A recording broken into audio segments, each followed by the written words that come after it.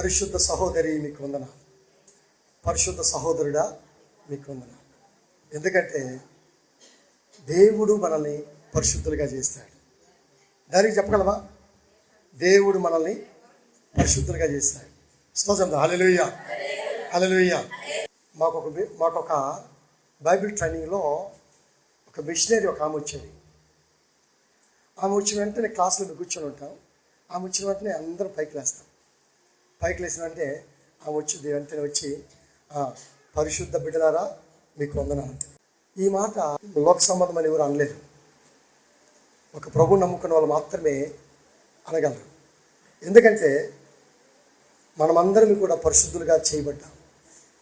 ఒకరోజు అపవిత్రులుగా ఉన్నాం. ఈరోజు యేసు ప్రభు వారి దయ వల్ల మనం పరిశుద్ధులుగా మార్చబడ్డాం. చదువుతామా? స్తోత్రం. హల్లెలూయా. ఎందుకని పిల్లరా, యేసు ప్రభు అక్కడ మాత్రమే మనం పరిశుద్ధులుగా చేయగలడు. ఆయన సర్వశక్తిమంతుడు, ఆయన సర్వాధికారి, ఆయన నిన్ను ఎరిగిన దేవుడు, ఆయన నీ కొరకు నా కొరకు ప్రాణం పెట్టిన దేవుడు, ఆయన నీ కొరకు నా కొరకు రక్తం కార్చిన దేవుడు, ఆయన నిన్ను ప్రేమించిన దేవుడు, నిన్ను నశించిపోయి నిన్ను వెతికి రక్షించిన దేవుడు. ఇక్కడ కూర్చొని మనందరం రాత్రి ఒక మంచి వాక్యాన్ని మనం విన్నాం. ఒక కృతజ్ఞత కూడికలు పెట్టారు. ఆటోలో తిరగబడి అందరూ చచ్చిపోవాల్సింది. చచ్చిపోవాల్సిన వాళ్ళు దేవుడు బ్రతికించాడు. ఒకవేళ ప్రభు బ్రతికించకపోతే అందరూ చచ్చిపోయిండేవాళ్ళు. అయితే ఎందుకు దేవుడు బ్రతికించాడు అంటే, ఎందుకు దేవుడు బ్రతికించాడు? మళ్ళా పోయి మురికలు చేయటానిక, మళ్ళా పాపాలు భయపడటానిక, మళ్ళీ తన ఇష్టానుసారమైన జీవితం జీవించడానిక కాదు కదా. ఎందుకు బ్రతికించాడంటే ప్రభు కొరకు జీవించడానికి. స్తోత్రం. హల్లెలూయా. పరిశుద్ధులుగా జీవించడానికి, నీతిమంతులుగా జీవించడానికి. ఈరోజు ఇక్కడ కూర్చొని మనందరినీ కూడా ఆయన పరిశుద్ధులుగా మనం చేయటానికి, పరిశుద్ధ రాజ్యంలో చేర్చడానికి మనం పిలిచాడు. కాబట్టి పరిశుద్ధత ఏ విధంగా అంటే ఆయన వాక్యాన్ని వింటుతారు. ఆయనకు అసాధ్యమైంది కాదండి. ఆయనకు అసాధ్యమైంది ఏది లేదు. ఆయనకి సమస్తం సాధ్యమే. అద్భుతాలు చేసే దేవుడు ఆయన, గొప్ప కార్యాలు చేసే దేవుడు ఆయన, లేని దాంట్లో నుండి ఉన్నది పుట్టించే దేవుడు ఆయన, ఉన్నదాన్ని తీసేయగలిగే దేవుడు ఆయన. ఆయనకి అసాధ్యమైంది లేదు. అందుకే భక్తుడు దావీదు అంటాడు 121 దావీదు కీర్తన ఏమంటాడంటే, యెహోవా వల్లనే నాకు సహాయము కాలుగును, ఆయన భూమి ఆకాశములను సృజించిన దేవుడు. ఆయనకి అసాధ్యమైంది లేదండి. చాలామంది కార్ల మీద రాసుకుంటారు ఏమని, జీసస్ నెవర్ ఫెయిల్స్. బండ్ల మీద కూడా రాసుకుంటారు జీసస్ నెవర్ ఫెయిల్స్. అంటే యేసు ప్రభు వారికి ఓటమి లేనే లేదు. అలాగే యేసు ప్రభు నమ్ముకున్న బిడ్డలకు ఓటమి లేనే లేదు. ఆయన అద్భుతాలు చేసే దేవుడు. ఆయన నమ్మిన బిడ్డలు ఎంత మాత్రం ఆయన విడవడు, ఎడబాయడు. గొప్ప కార్యాలు చేస్తాం. ఒకవేళ రాజులు మర్చిపోవచ్చు, బంధువులు మర్చిపోవచ్చు, రక్తంతో మర్చిపోవచ్చు, మరి అందరూ మర్చిపోవచ్చు, కానీ నేను సృష్టించిన దేవుడు నిన్ను మర్చిపోడు. నీ స్థితిని మార్చగలిగిన వాడు ఆయనే. మనుషులు ఎవరు మార్చలేరు. మనుషులు ఒకళ్ళు ఇస్తే కొంత సాయం ఇప్పుడు చేయగలరు, 1 లక్ష 2 లక్షలు సాయం చేయగలరు. నేనెవరు నీ స్థితిని మార్చలేరు. దేవుడు మాత్రమే, యేసుక్రీస్తు ప్రభు వారు మాత్రమే నీ స్థితిని కాబట్టి ఇప్పుడు గమనించాలి, మన స్థితిని మార్చగలిగిన దేవుడు యేసయ్య ఒక్కడే. నమ్ముతున్నావా? భయపడబకండి, దిగులు పడవ. నా బ్రతుకింతే, నాకు ఈ వ్యాధి పోదు, నాకు ఈ అప్పులు తీరవు, లేకపోతే నా స్థితి ఇంతే అని మాత్రం అనుకోబాకండి. ఆయనకు అసాధ్యమైంది లేదు. ఆయన అద్భుతాలు చేయగలిగిన దేవుడు, గొప్ప కార్యాలు చేయగలిగిన దేవుడు. బైబిల్ నమ్ముదాం. బైబిల్ ఒక వాక్యాన్ని చదువుకుందాం. యోబు గ్రంథం 8వ అధ్యాయము 7వ వచనం. యోబు గ్రంథం 8వ అధ్యాయము 7వ వచనం. అప్పుడు నీ స్థితి మొదట కొద్దిగా ఉండినను తుదను నీవు మహాభివృద్ధి పొందుతావు. ఇదండి. ఒకవేళ నీ స్థితి ఇప్పుడు బాగలేకుండా ఉండొచ్చేమో, నీ స్థితి ఇప్పుడు అప్పులు పాలై ఉండొచ్చేమో, ఒకవేళ నీ స్థితి ఇప్పుడు దీనస్థితిలో ఉండొచ్చేమో, ఒకవేళ నీ బ్రతుకు ఇంతే అనుకుని ఉండొచ్చేమో. కానీ నిన్ను సృష్టించిన దేవుడు సర్వశక్తిమంతుడు. చెప్తాం హల్లెలూయా. అబ్రహాం తన దేవుడు అదే, నేను సర్వశక్తి కలిగిన దేవుడను. అబ్రహాం కూడా అనుకుంది అదే, నా బతికింతే అంటాడు కదా. నాకెంత ఆస్తి ఇచ్చే సుఖమయ్యా, ఎంతమంది పనులు ఇచ్చి నాకేం సుఖమయ్యా, నాకు సంతానం లేదు కదా అని దిగులు పడ్డాడు. ఆయన అనుకున్నది మానవ విధానంలో అంతే, తన పరిస్థితులు అనుకున్నాడు, అంతే అనుకున్నాడు. కానీ ప్రభు అంటాడు, నేను సర్వశక్తి కలిగిన దేవుడను. ఒకవేళ నీ జీవితంలో కూడా అనుకుంటున్నావేమో, నా స్థితి ఇంతే, నా బ్రతుకింతే, నా కుటుంబం ఇంతే, నా బిడ్డలు ఇంతే, నా భర్త ఇంతే, లేకపోతే నా భార్య ఇంతే, వీళ్ళు మారరు, నేను ఇక పైకి రాలేను, నా స్థితి ఇంతే అనుకుంటుండొచ్చాము. చాలామందితో ఆ మాట అన్నారు. కానీ ఇక్కడ అంటాడు ప్రభు అయిన దేవుడు, అప్పుడు నీ స్థితి కొద్దిగా ఉండినను తుదకు మహాభివృద్ధి పొందుతావు. స్తోత్రం హల్లెలూయా. ఆయన శక్తివంతుడండి, నేను అభివృద్ధి పరిచే దేవుడు. ఎంత అభివృద్ధి అంటే మహాభివృద్ధి. గొప్ప ఆశలతో నింపే దేవుడు, గొప్ప స్వస్థత ఇచ్చే దేవుడు, గొప్ప ఆరోగ్యం ఇచ్చే దేవుడు. ఈ గొప్ప ఆరోగ్యం, ఈ గొప్ప స్వస్థత, గొప్ప ఐశ్వర్యము నీకు కలగాలంటే ఆయన మాటలు 3 ఉన్నాయి. ఆ 3 మాటలు మనము అనుసరించాలి.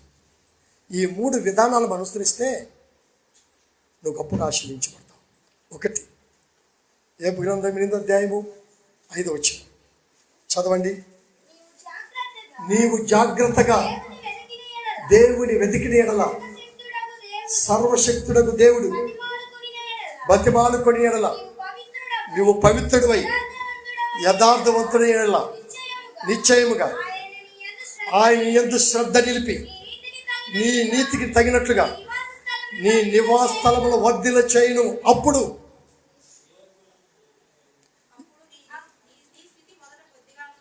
నీ స్థితి మొదట కొద్దిగా ఉండినను తుదకు నీవు మహాభివృద్ధి పొందు. ఎప్పుడు ఆయనను జాగ్రత్తగా వెతికిన ఎడల. విందాం. ఆయన జాగ్రత్తగా నువ్వు వెతికితే నువ్వు గొప్పవాడిగా అవుతావు. నువ్వు ఆయన జాగ్రత్తగా వెతికితే నువ్వు స్వస్థపరచబడతావు. నువ్వు జాగ్రత్తగా వెతికితే నీ అప్పుల బాధలు తీరిపోతాయి. నువ్వు ఆయన జాగ్రత్తగా ఫాలో అయితే నీకు అసాధ్యమైంది లేదు. నీ జీవితాన్ని మార్చేస్తాడు ఆయన, అద్భుతాలు చేస్తాడు ఆయన, ఆశ్చర్యకారాలు చేస్తాడు ఆయన. జాగ్రత్తగా వెతకాలి. 1 జాగ్రత్తగా వెతకాలి అంటే దాని అంటే దేవుని యందు భయము భక్తి కలిగి ఉండాలి. దేవుని యందు ఎప్పుడైతే మనం భయము భక్తి కలిగి ఉంటామో నీ స్థితిగతులు మారిపోతాయి, నీ జీవితం మారిపోతుంది, నీ కుటుంబ పరిస్థితులు మారిపోతాయి, నీ ఆర్థిక పరిస్థితులు మారిపోతాయి, నీ జీవితమే మారిపోతుంది ఆయన యందు భయము భక్తి కలిగి ఉంటే. స్తోత్రం హల్లెలూయా. నీకు వచ్చే ఆపదలు పోతాయి ఆయన యందు భయము భక్తి కలిగి ఉంటే. నిన్ను ద్వేషించే వారందరూ కూడా నీకు మిత్రులైపోతారు నువ్వు ఆయన యందు భయం భక్తి కలిగి ఉంటే. ఆయన నువ్వు జాగ్రత్తగా వెతికితే. ఆదికాండం 37వ అధ్యాయంలో ఒక మాట మనం చూద్దాం. ఆదికాండం 37వ అధ్యాయం 2వ వచనంలో చదవండి మాట. యాకోబు వంశావళిదే యోసేపు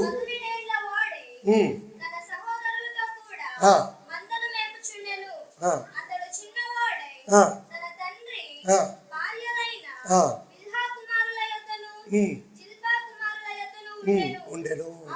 అప్పుడు యోసేపు వాడి చెడుతనం గురించి సమాచారం చూసారా. అంటే యోసేపు చాలా జాగ్రత్తగా పరిశుద్ధంగా ఉండేవాడు. తన అన్నలందరూ కూడా అపవిత్రమైన శాస్త్రాలు చేస్తుంటే, అపవిత్రమైన పనులు చేస్తూ ఉంటే యోసేపు మాత్రము జాగ్రత్తగా ఉండేవాడు. స్తోత్రం హల్లెలూయా. యోసేపు జాగ్రత్తగా పాపము జోలికి పోకుండా, అపవిత్రత జోలికి పోకుండా పరిశుద్ధుడుగా దేవుని యందు భక్తి కలిగిన వాడుగా జీవించేవాడు, జాగ్రత్తగా ఉండేవాడు. నిజంగా ఎప్పుడైతే నువ్వు దేవునిలో భయము భక్తి కలిగి చెడుతనాన్ని జరిగించకుండా జాగ్రత్తగా ఉంటామో ఖచ్చితంగా ప్రభుని స్థితిగతులు మారుస్తాడు.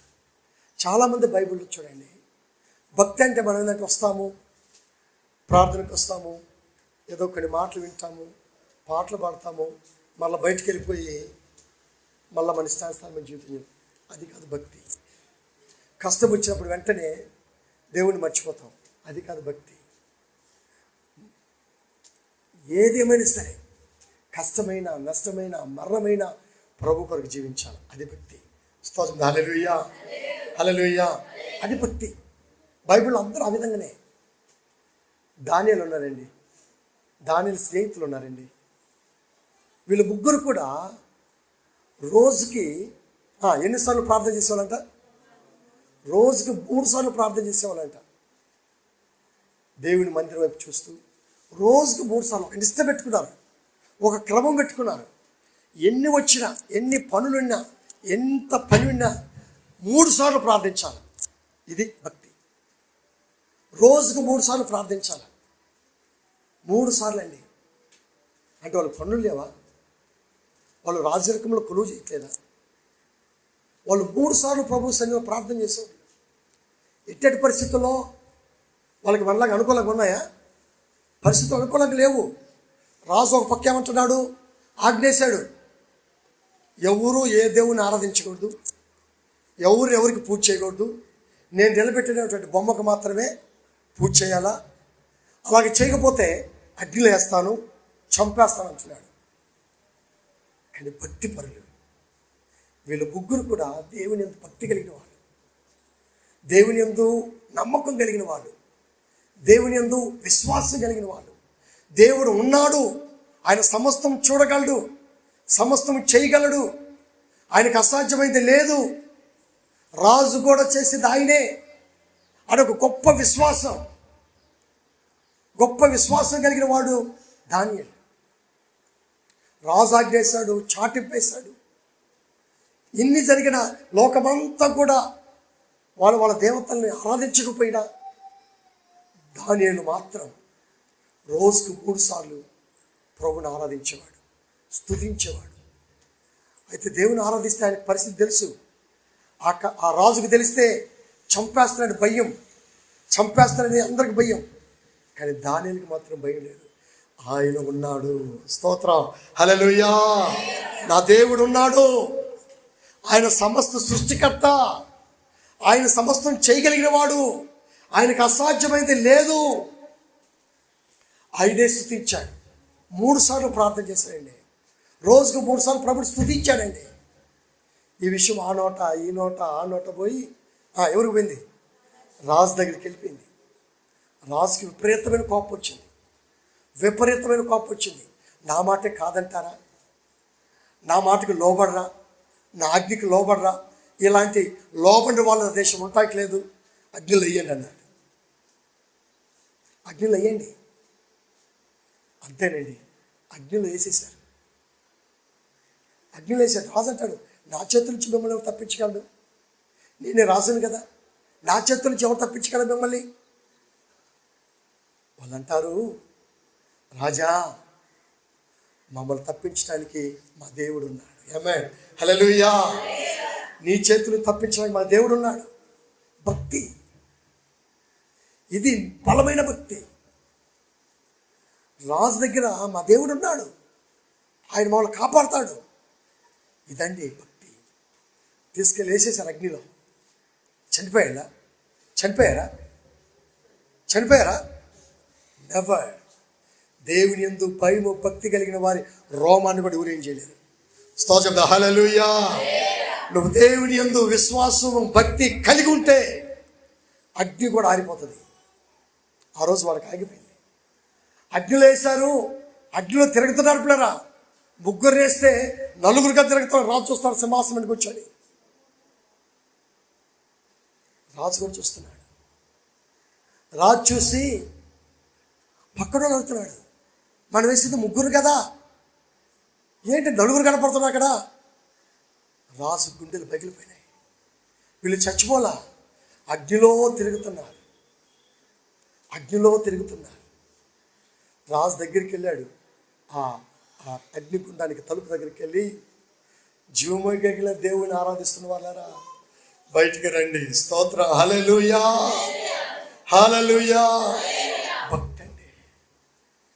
నువ్వు మంచి భక్తి కలిగి ఉంటే ఈ లోకంలో ఏదేం చేయలేదు. అనారోగ్యంగా ఉన్నావా, నువ్వు భక్తిగా ఉండి చూడు, ప్రభు మీద నీ మనసు ఉంచు. అదే రాసింది యెషయా గ్రంథం 26:3 అనుకుంటా. ఎవని మనసు నీ మీద ఆనుకొనునో వాని నువ్వు పూర్ణ శాంతి గలవాడిగా కాపాడదు. భక్తి సంపూర్తిగా దేవుని మీద ఆధారపడాలి. అది భక్తి. వీళ్ళ ముగ్గురు కూడా దేవుని మీద ఆధారపడ్డారు. దేవుడు ఉన్నాడు, ఆయన ఏమి మాకు కానీడు, ఆయన లేకుండా ఏది జరగదు, ఆయన నన్ను పుట్టించేది ఆయనే, మమ్మల్ని కాపాడేది ఆయనే, మా అంతర్ధాన్ని నిర్మించిన వాడు ఆయనే. కాబట్టి ఆయన మమ్మల్ని విడిచిపెట్టాడు. నా ప్రియ సంగమా, ఈ మాటలు వింటున్న దేవుని బిడ్డ, నువ్వు ఏ స్థితిలో ఉన్నా దేవుడు నిన్ను విడిచిపెట్టాడు. ఒకవేళ నువ్వు అనారోగ్య పాలైనా ఈరోజు రా, దేవుని భక్తి కలిగి ఉండు, దేవుడు నిన్ను బాగు చేస్తాడు. ఆమేన్. హల్లెలూయా. బలహీనంగా ఉన్నావా, దేవుని దగ్గరికి రా, భక్తిగా ఉండు, చెడుతనం విడిచిపెట్టు. అసలు దేవుని ఎందుకు భయం భక్తి అంటే చాలా మంది తెలియదు. సామెత గ్రంథం 8వ అధ్యాయం, యెహోవా యందు భయభక్తులు కలిగిడుట, చెడుతనమును అసహించుకోవటం. స్తోత్రం చేద్దాం. హల్లెలూయా, హల్లెలూయా. దేవుని యందు భయము భక్తి అంటే చెడుతనాన్ని అసహించుకోవాలి. ఇది భక్తి. ఇది భక్తి అంటే మనం యేసుప్రభువుని నమ్ముకున్నామని ఏదో ప్రార్థనకు పోయిస్తే చాలు అనుకుంటాం. అది కాదండి. చెడుతనాన్ని అసహించుకోవాలి, చెడు మాటలు అసహించుకోవాలి, చెడు మనుషుల దగ్గర కూర్చోకూడదు, చెడు ప్రవర్తన చేయకూడదు, చెడు ఆలోచన కూడా రాకూడదు. ఎప్పుడు నువ్వు పవిత్రంగా ఉండాలి, నువ్వు పరిశుద్ధంగా ఉండాలి, పరిశుద్ధంగా జీవిస్తా. అది భక్తి. ఈరోజు చాలా మంది భక్తి నటిస్తారు. 40 రోజుల భక్తి ఉంది, 40 రోజుల భక్తి, 30 రోజుల భక్తి, 3 రోజుల భక్తి, 7 వారాల భక్తి. ఇది కాదండి. భక్తి అంటే చెడుతనాన్ని ఎంతవరకు అసహించుకోవాలి? జీవితాంతం చెడుతనాన్ని అసహించుకోవాలి. చెడు ప్రవర్తన లేకుండా ఉండాలి, చెడు మాటలు లేకుండా ఉండాలి, చెడు ఉండకూడదు. ఇది భక్తి. స్తోత్రం. హల్లెలూయా, హల్లెలూయా. చెడుతనాన్ని అసహించుకునే వ్యక్తే భక్తిపరుడు. పిల్లలు, దేవుని బిడ్డలారా, వీళ్ళ ముగ్గురు కూడా చెడుతనాన్ని అసహించుకున్నారు. ఈరోజు నువ్వు కూడా చెడుతనాన్ని అసహించుకో, చెడు మాటలను మాని, చెడు ప్రవర్తన విడిచిపెట్టు. నువ్వు పరిశుద్ధంగా ఉండు. నీకున్న జబ్బులు పోతాయి, నీకున్న కరువు పోతుంది, నీకున్న కష్టాలు పోతాయి. నిన్ను అసహించుకున్న వాళ్ళందరూ కూడా, నిన్ను చంపాలనుకున్న వాళ్ళందరూ కూడా, నిన్ను పాడు చేయాలనుకున్న వాళ్ళందరూ కూడా నీ పాదాల దగ్గరికి వచ్చేస్తారు. స్తోత్రం. హల్లెలూయా. రాలేదా? ఆ రాజు ఈ షడ్రక్, మేషక్, అబేద్నెగోను చంపేయాలనుకున్నాడు. కానీ వాళ్ళ భక్తి ముందు ఆ రాజు నిలవలేకపోయాడు. వచ్చేసి వాళ్ళ పాదాలకు సాగిలు పడ్డాడంట. ఆయన రాజండి. సాగిలు పడ్డాడు. సాగిలు పడి నన్ను, నా కోసం ప్రార్థించండి అని అడుగుతాడు. మళ్ళీ ఏమంటారు? వీళ్ళ దేవుడే దేవుడు అని చాటింపేస్తాడు. నిజంగా నీ భక్తి ద్వారా, నువ్వు చేసే భక్తి ద్వారా నీ పక్కన వాళ్ళు మారాలా, నువ్వు చేసే భక్తి ద్వారా నీ ప్రజలు మారాలా, నీ ఇంట్లో మారాలా. అది భక్తి. అలాంటి భక్తిగా నువ్వు చేసి ఒకరిని ఇప్పుడు పరిస్థితుల్లో నేను అందరూ అసహించుకోవచ్చు, నువ్వు ప్రార్థన పోతావు, నేను అసహించుకోవచ్చు, నీ కులస్తులు నేను అసహించుకోవచ్చు, నీ పక్కన వాళ్ళు, నీ బంధువులు అసహించుకోవచ్చు. కానీ నువ్వు నిజమైన భక్తే కానీ చేస్తూ ఉంటే నేను అసహించుకున్న వాళ్ళే నీ దగ్గరికి వస్తారు. ఆమేన్. హల్లెలూయా. నిన్ను తిట్టిన వాళ్ళే నీ దగ్గరికి వస్తారు. నిన్ను తిట్టిన వాళ్ళే నా కోసం ప్రార్థన చేయమంటారు. అనలేదా? రాజు అనలేదా? కాబట్టి నా ప్రియమైన బిడ్డలారా, భక్తి అంటే చెడుతనాన్ని అసహించుకోవాలి. ఎప్పుడు దేవుణ్ణి ఆరాధిస్తూ ఉండాలి, దేవుని స్తుతిస్తుండాలి. షడ్రక్, మేషక్, అబేద్నెగోను ఏ రోజుకి 3 సార్లు ప్రభుని ఆరాధించేవాళ్ళు. ఎక్కడ కూడా దేవుణ్ణి మర్చిపోలేదు. ఎస్తేరు గ్రంథంలో ఒక ఆయన ఉన్నాడు. ఆయన పేరు మొర్దెకై. మొర్దెకై చాలా భక్తిపరుడు, చాలా భక్తిపరుడు. ఆయన అక్కడ ఒక వాచ్మెన్ లాంటి వాడు. రాజు వస్తే అందరూ రాజుకు దండం పెడతారు, కానీ ఈయన పెట్టడు. ఈయన రాజుకు దండం పెట్టడు. అందరికి ఆశ్చర్యం. పక్కన వాళ్ళందరూ దండం పెడతారు, ఈయన మాత్రం దండం పెట్టడు. అంటే రాజు మీద గౌరవం లేకనా? కానీ గౌరవం ఉంది. కానీ ఆయనకు ఆలోచన ఏంటంటే దేవుడికి మాత్రమే మనం దండం పెట్టాలి. స్తోత్రం, హల్లెలూయా. మళ్ళీ రాజు అంటే గౌరవం ఆయనకి. ఆ మొర్దెకైకి రాజు అంటే చాలా గౌరవం. రాజు అంటే ఎంత ప్రేమ అంటే అంత ప్రేమ. కానీ దండం పెట్టడు, అందరూ దండం పెడతారు. అంటే ఆయనకున్న భక్తి. దేవునికి తప్ప ఎవరికన్నా నేను చేతులు జోడించను. దేవుడు చెప్పింది కూడా అదే. ఆకాశం ఉంది కానీ, భూమి మీద కానీ, భూమి కింద నీళ్ళ మీద కానీ ఏ రూపానికి మీరు దండం పెట్టొద్దు, సాగిలపడద్దు. ఇది నమ్మినవాడు భక్తి. నిజంగా చివరికి రాజు ఒకవేళ కోపడినా, చాలామంది చెప్పినా, చివరికి రాజు ఆయన గుర్రం మీద ఆయన ఊరేగిస్తాడు. స్తోత్రం, హల్లెలూయా. మొదట నీ స్థితి కొంచెం ఉండొచ్చు, కొద్దిగా ఉండొచ్చు, నీ పరిస్థితులు బాగలేకుండా ఉండొచ్చు, కానీ నువ్వు పరిపూర్ణమైన భక్తి కలిగి ఉండు, కడప నీ స్థితి ఉన్నతం. ఇప్పుడు బతుకే స్థితి వాచ్యమే. కానీ ఎప్పుడైతే భక్తిగా జీవించాడో రాజు తన సింహాసనం కూర్చోబెట్టుకున్నాడు. దానియేలు, షడ్రక్, మేషక్ కూడా అక్కడ ఒక చిన్న పనోళ్ళే. ఎప్పుడైతే భక్తిగా జీవించారో, చెడుతనాన్ని అసహించుకున్నారో, రాజు తీసుకుని సింహాసనం కూర్చోబెట్టుకున్నాడు. యోసేపు చిన్నవాడే, చిన్న భక్తి. ఆ భక్తిని కొనసాగించాడు. ఎన్నో అవకాశాలు వచ్చాయి అతను పాపం చేయడానికి. అతను పాపం చేయడానికి అన్నదమ్ములు పాపం చేస్తున్నారు, ఆయనకు అవకాశం ఉంది. అన్నదమ్ములు దొంగతనం చేస్తున్నారు, ఈయనకు కూడా అవకాశం ఉంది. అన్నదమ్ములు వేరే వేరే వస్తువులు తెచ్చుకొని తింటున్నారు, ఈయనకి అవకాశం ఉంది. మరి స్త్రీలతో పాపం చేయడానికి ఈయనకి అవకాశం ఉంది. కానీ భయం, భక్తి దేవుడు చూస్తున్నాడు. స్తోత్రం, హల్లెలూయా. సోదరుడా, దేవుడు చూస్తున్నాడు. ఒకవేళ ఈరోజు కూడా నువ్వు భక్తి లేకుండా నామకార్థంగా జీవిస్తుంటే, ఈరోజైనా సరే నువ్వు ఆశీర్వదించబడాలి. నీ జీవితం బెండుగా ఉండాలంటే ఈరోజు చెడుతాన్ని విడిచిపెట్టు, చెడుతాన్ని విడిచిపెట్టు. ఇంకా చూస్తాం మన బైబిల్లో ఎంతమంది భక్తులు. దావీదున్నాడు, 7 సార్లు ఆయన రాజు కదా, ఆయన టైం ఉంటుందా? కానీ ఏది ఏమైనా సరే ఆయన భక్తి దేవుని 7 సార్లు స్తుతించేవాడు. 3 సార్లు ప్రార్థన చేసేవాడంట. రోజుకి 7 సార్లు స్తుతించేవాడు, రోజుకు 3 సార్లు ప్రార్థన చేసేవాడు. భక్తి, ఒక నిష్ఠగా ఉండాలి. అప్పుడు నీ స్థితి కొంచెం ఉన్నా, నువ్వు అప్పుల్లో ఉన్నా, పేదరికంలో ఉన్నా, కష్టాల్లో ఉన్నా, వ్యాధిలో ఉన్నా, నా దేవుడు నా యేసయ్య నీకు చేయిస్తాడు. ఆమేన్. కాబట్టి నీ స్థితి మొదట కొంచెం ఉన్నా, చివరికి నీ స్థితి గొప్పగా ఉండాలంటే ఆయన ఎందుకు భక్తి కలిగి చెడుతనాన్ని విడిచిపెట్టి జాగ్రత్తగా ఉండాలి. రెండవది రండి, యోబు గ్రంథం 8వ అధ్యాయము 5వ వచనం, రెండవ భాగం. సర్వశక్తుడగు దేవుడు, నువ్వు సర్వశక్తుడైన దేవుడు నువ్వు బతిమాడుకుంటే చాలు. రెండవది, సర్వశక్తుడగు దేవుడిని నువ్వు బతిమలాడుకోవాలి. నువ్వు బతిమలాడుకోవాలి, ప్రభు దగ్గర బతిమలాడుకోవాలి. మనం మనుషుల దగ్గర బతిమలాడుకుంటాం, కానీ దేవుని దగ్గర బతిమలాడుకోం. ఆయన దగ్గర బతిమలాడుకోవాలి. ప్రభువా, నువ్వు సర్వశక్తి కలిగిన దేవుడు అయ్యా, నా కన్నా కష్టాలు తీసే దేవుడు నువ్వే, నా వ్యాధిని బాగు చేయగలిగిన దేవుడు నువ్వే, నా స్థితిగతులు మార్చగలిగిన దేవుడు నీవే, నా భర్తను మార్చగలిగిన దేవుడు నీవే, నా భార్యను మార్చగలిగిన దేవుడు నీవే, నా బిడ్డలు మార్చగలిగిన దేవుడు నీవే, నా బిడ్డలు ఉన్నతమైన స్థితికి తీసుకురాగలిగిన దేవుడు నీవే. బతిమలాడుకోవాలి దేవుని దగ్గర. మనం దేవుని దగ్గర బతిమలాడుకోవాలి.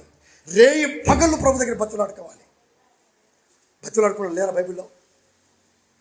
యాకోబు ఉన్నాడు, రాత్రంతా బతిమలాడుకున్నాడంట. ఎందుకు? ఎదురుగా అన్న వస్తున్నాడు, చంపేస్తాడు. భయం. ఈ భయం నుండి దీని నుండి తప్పించే వాళ్ళు ఎవరు లేరు ఆయనకి.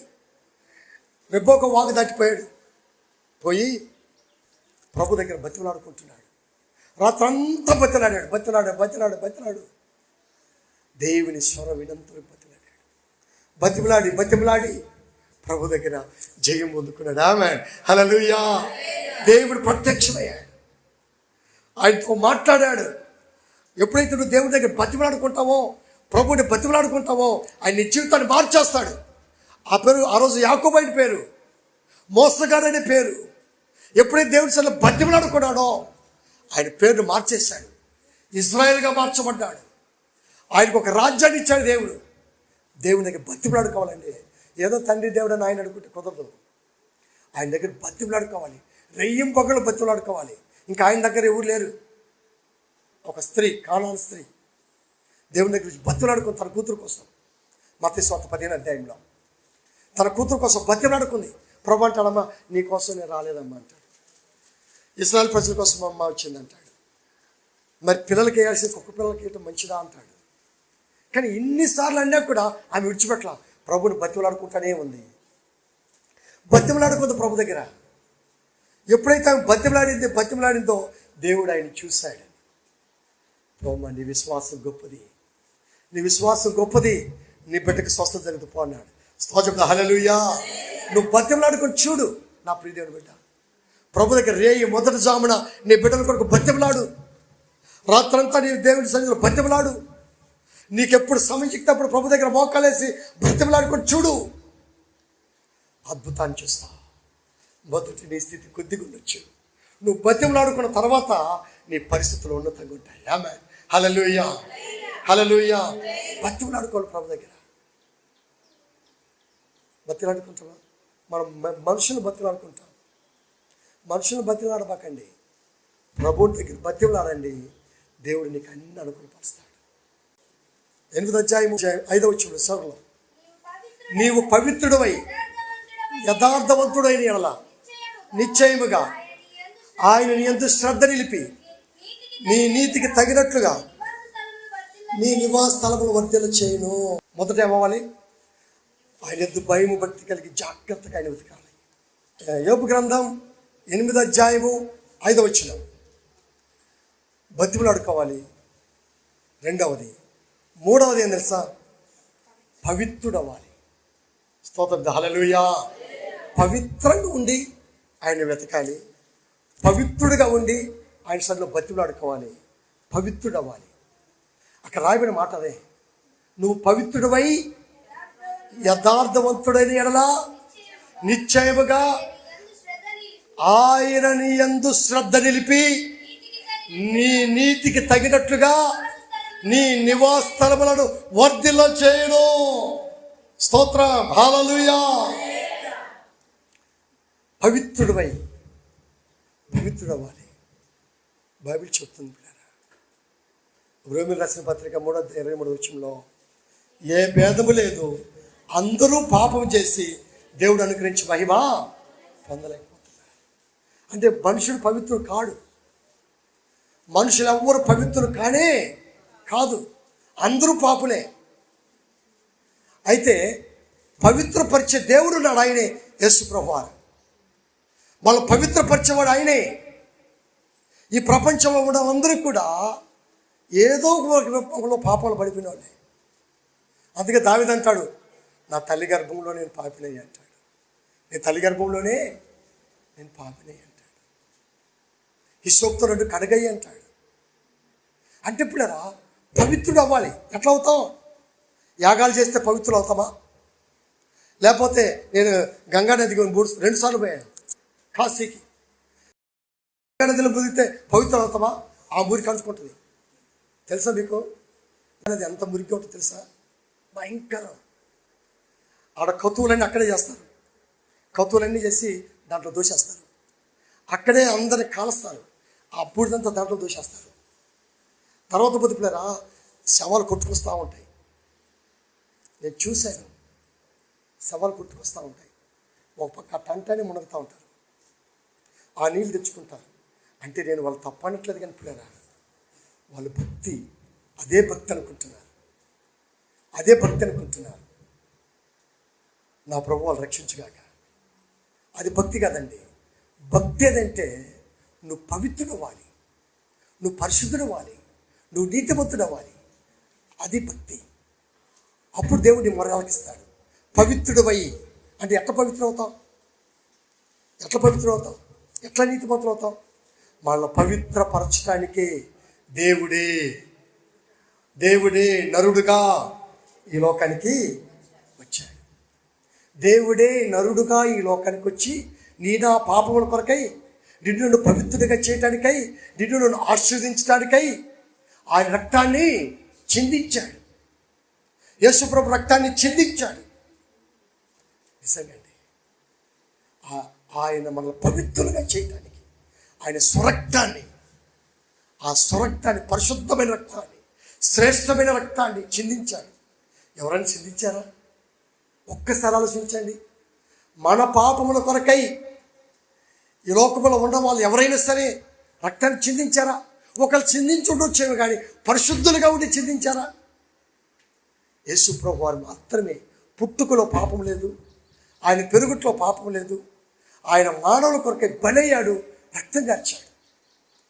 ఆ రక్తములో నువ్వు కడగబడితే నువ్వు పరిశుద్ధుడు అవుతావు. చదివాం కదా, ఆ మాట చదవండి. 1 యోహాను రాసిన పత్రిక 1వ అధ్యాయము 9వ వచనం చదవండి. ఎంత చక్కగా ఉంటుంది అక్కడ మాట. మన పాపములను మనం ఒప్పుకున్నట్లయితే ఆయన నమ్మదగిన వాడు, నీతిమంతుడు గనుక ఆయన మన పాపములను క్షమించి సమస్త దుర్నీతి నుండి మనల్ని పవిత్రులుగా చేయను. చెప్దాం హల్లెలూయా, హల్లెలూయా, హల్లెలూయా. యేసు రక్తము రక్తము రక్తము, యేసు రక్తము రక్తము రక్తము, అమూల్యమైన రక్తము, నిష్కలంకమైన రక్తము, అమూల్యమైన రక్తము, నిష్కలంకమైన రక్తము, యేసు రక్తము రక్తము రక్తము, ప్రతి ఘోర పాపము కడుగును మన యేసయ్యా రక్తము, ప్రతి ఘోర కడుగును మన యేసయ్యా రక్తం. చాలండి, అవునండి. యేసు ప్రభు రక్తం మనల్ని పవిత్రులుగా చేస్తాయి. ఇంకా నువ్వు పవిత్రుడిగా లేకుండా ఇంకా పాపంలో ఉంటూ అపవిత్రుడిగా ఉండి నువ్వెంతగా దేవుడి దగ్గరికి వచ్చినా, నువ్వెంతగా ప్రభు దగ్గర బతిమలాడుకున్నా నీ స్థితి అట్టే ఉంటుంది, అట్టే ఉంటుంది. ఎప్పుడైతే నువ్వు పవిత్రుడివై నీ పాపాలను ఒప్పేసుకొని యేసు రక్తంలో నువ్వు కడగబడితే, యేసు రక్తంలో నీ పాపాలను శుద్ధి చేసుకుంటే, ప్రభు సన్నిధిలో పశ్చాత్తాపడితే, ప్రభువా నేను పాపినయ్యా, నా పాపముల కొరకు నువ్వు బలయ్యావు, నా తండ్రి నువ్వు రక్తం కార్చావు ప్రభువా, ఆ రక్తంలో నన్ను పరిశుద్ధపరచు అని ఇదే క్షణంలో నువ్వు అడిగితే నువ్వు పవిత్రుడైపోతావు. అదే మాట చూడండి, రోమీయులకు రాసిన పత్రికలో 5వ అధ్యాయంలో 8వ వచనంలో, అయితే దేవుడు మన ఎడల తన ప్రేమను వెల్లడిపరుచున్నాడు. ఎట్లనగా మనం ఇంకనూ పాపులమై ఉండగానే క్రీస్తు మన కొరకు చనిపోయాను. కాబట్టి ఆయన రక్తం వలన ఇప్పుడు నీతిమంతులుగా తీర్చబడి మరింత నిశ్చయముగా ఆయన ద్వారా ఉగ్రత నుండి రక్షింపబడదు.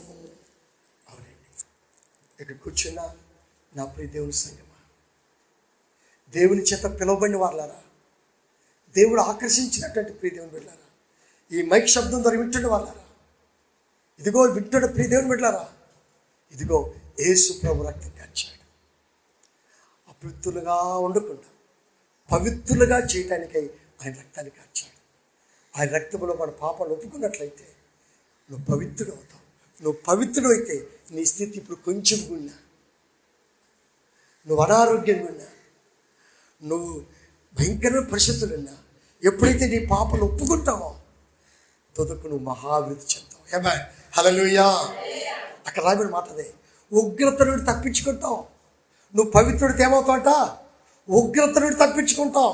నిజంగా పాపములందరూ కూడా ఉగ్రత ఉంది, పాపులందరూ కూడా నిత్య నరకానికి వెళ్ళిపోతారు. నువ్వు పవిత్రుడు అయితే ఆ ఉగ్రత నుండి తప్పించుకుంటావు. నువ్వు పవిత్రుడు అయితే శాపమును తప్పించుకుంటావు. నువ్వు పవిత్రుడు అయితే వ్యాధులను తప్పించుకుంటావు. నువ్వు పవిత్రుడు అయితే నీ నివాస స్థలములు వర్ధిల్తాయి, నీ బిడ్డలు వర్ధిల్తారు, నీ కుటుంబం వర్ధిల్తుంది కదా. బైబిల్లో ఒక మాట చూస్తాం, నిర్గమకాండ 20వ అధ్యాయంలో తల్లిదండ్రులు చేసిన పాపము పిల్లల మీదకి వస్తుందంట. గమనించండి, తల్లిదండ్రులు చేసిన పాపము పిల్లల మీదకి వస్తుందంట. ఏలయనగా నీ దేవుడైన నేను రోషము కలిగిన దేవుడును, నన్ను ద్వేషించు వారి విషయంలో 3-4 తరముల వరకు తండ్రుల దోషమును కుమారుల మీదకి రప్పించుదును. 3-4 తరాలు చూసినా. అందుకే పిల్లరా, మనం పవిత్రులు అవ్వాలి. రాబోయే మన తరం, రాబోయే మన బిడ్డల తరం పవిత్రులుగా ఉండాలంటే ఫస్ట్ నువ్వు పవిత్రుడు అవ్వాలి. నువ్వు పవిత్రుడు అవ్వాలంటే ఎక్కడ మునిగిన పవిత్రుడు కావు. యేసు ప్రభువు వారిని కొరకు బలయ్యాడు. ఆయన రక్తంలో నువ్వు కడగబడాలి. ఆయన రక్తంలో నీ పాపాలు ఒప్పేసుకోవాలి. ఆయన రక్తంలో నువ్వు పశ్చాత్తాపడాలి. ఆయన రక్తంలో కన్నీరు గార్చాలి. ప్రభువా నేను పాపిని అని ఈ క్షణం ఒప్పుకుంటే చాలు. ఇక్కడి నుంచి సంతోషంగా వెళ్తావు, ఇక్కడి నుంచి నువ్వు ఆరోగ్యంగా వెళ్తావు, ఇక్కడి నుంచి నువ్వు ఆస్వాదించబడి వెళ్తావు. ఆయన నీ మీద దృష్టి ఉంచుతాడు. ఆయన నీ మీద నువ్వు పవిత్రుడైనట్లయితే నిశ్చయముగా ఆయన నీ మీద దృష్టి ఉంచి నీవు నివాస స్థలములను వర్ధన చేయను, నీ వ్యాపారాన్ని వర్ధన చేస్తాడు, నీ పొలాన్ని వర్ధన చేస్తాడు, నువ్వు అడుగుపెట్టే ప్రాంతాన్ని వర్ధన చేస్తాడు, నువ్వు ఎక్కడ అడుగుపెట్టి అక్కడ దీవిస్తాడు. నువ్వు పవిత్రుడైతే. ఎస్, పవిత్రవదమా. ఒకటి, నువ్వు జాగ్రత్తగా ప్రభుడికి ఆయన భయభక్తి కలిగి ఉండాలి. రెండవది, ఆయన బతిమలాడుకోవాలి. నేను ఆ మాట చాలా ఉంది, చెప్పే టైం లేదు మనకి. ఆయన బతిమలాడుకోవాలి. హన్నా బతిమలాడుకుంది, కన్నీరు గార్చింది, జయం పొందుకుంది. ఆయన బతిమలాడుకోవాలి. మూడవది, నువ్వు పవిత్రుడు అవ్వాలి. యేసు ప్రభు రక్తం గార్చాడు. ఆ రక్తంలో ప్రభువా నన్ను పరిశుద్ధపరిచేయ. మోకరించండి, కళ్ళు మూసుకోండి. ఉన్న పాటనే, ఉన్న స్థలంలోనే మోకరించు. సహోదరుడు, నీ భక్తి ఒక్కసారి పరీక్షించుకో. ఎలాగుంది నీ భక్తి ఎలాగుంది ఒకసారి పరీక్షించుకో. దేవుని సన్నిధిలో పాపాన్ని విసర్జించిన భక్తిగా ఉందా? పాపంతో కలిసిన భక్తిగా ఉందా? పాపంతో ఉన్న భక్తిగా ఉందా? పాపాన్ని విడిచిపెట్ట భక్తిగా ఉందా? ఒక్కసారి పరీక్షించుకో. ఒకవేళ పాపంతో ఉన్న భక్తిగా ఉంటే ఇదే రోజు సరి చేసుకో. ప్రభువా నేను నీ కొరకు జీవిస్తానయ్యా. షద్రక్, మెషక్, అబేద్నెగోలు జీవించాడు. అలాగే దావీదు జీవించాడు, యేసేపు జీవించాడు. నేను కూడా ప్రభువా నాయన పవిత్రంగా జీవిస్తానయ్యా, అంటే భక్తిగా జీవిస్తానయ్యా. రెండవది, ఒకవేళ ప్రార్థన చేయలేకపోతున్నావేమో ఈరోజు నుంచి ఆయన నిర్ణయించుకో. రోజుకి 3 సార్లు చేస్తావో, 7 సార్లు చేస్తావో, లేకపోతే ఎన్నిసార్లు చేస్తావో నీ ఇష్టం. ప్రభుకి ఇష్టంగా ప్రార్థన చేయి. ప్రభుకి ఇష్టంగా బ్రతుకులు అడుగు. ప్రభు దగ్గర ప్రభుని అడుగు. ఏ జామునైనా లేచి ప్రభు దగ్గర అడుగు. ప్రభు ఖచ్చితంగా నీ స్థితిగతులు మార్చేస్తాడు. మూడవదిగా, నువ్వు పవిత్రుడవు. పవిత్రత లేకుండా ఈరోజు చాలామంది క్రైస్తవులు నేను చూస్తున్నారు. పవిత్రత లేదు, పరిశుద్ధత లేదు, నీతి లేదు, ఒక నిష్ట లేదు, యథార్థత లేదు.